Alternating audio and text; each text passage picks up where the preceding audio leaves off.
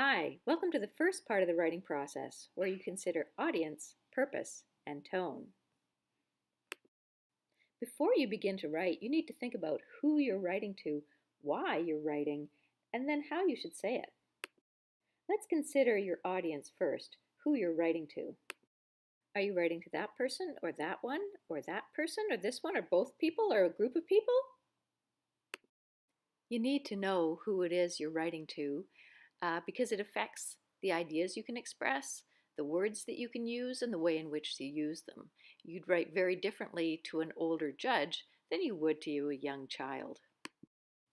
Different audiences have different biases or ways of thinking about different issues, leanings in certain directions, cultural backgrounds, levels of education, experience, knowledge, understanding of jargon. Of course, jargon are words that are specific to a profession or a hobby. And if you know that your audience knows those jargon words, you can include them.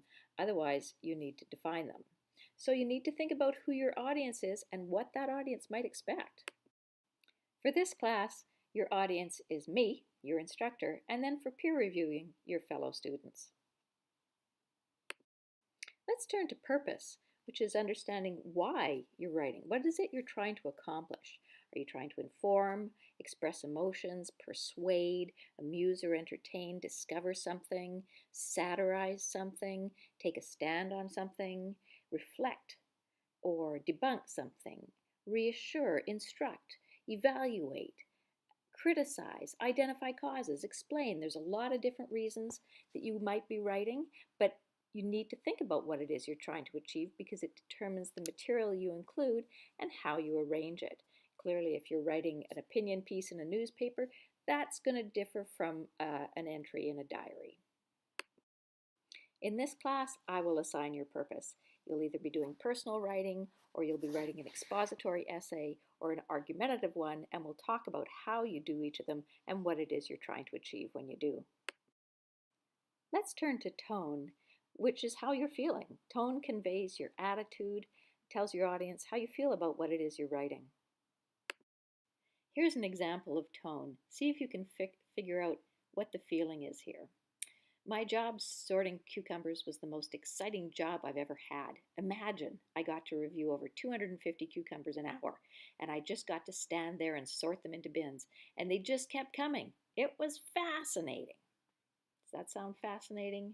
No. This is a bored, informal kind of tone. Probably the audience is a friend, not anyone you're trying to impress.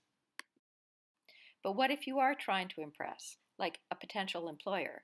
You could describe your job like this. My job at Highland Produce demanded accuracy and attention to detail. I was responsible to ensure that over 250 cucumbers per hour were placed in the appropriate locations. You can hear the different tone behind the writing, even though we're still talking about the same job.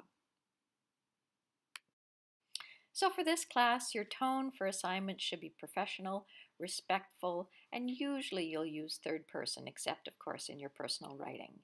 You can use emotion in your writing, but try and keep it professional anyway. So that's it. The first part of the writing process, making sure you understand your audience, who you're writing to, the purpose, what it is you're trying to achieve, and then the tone, how you feel about what you're writing.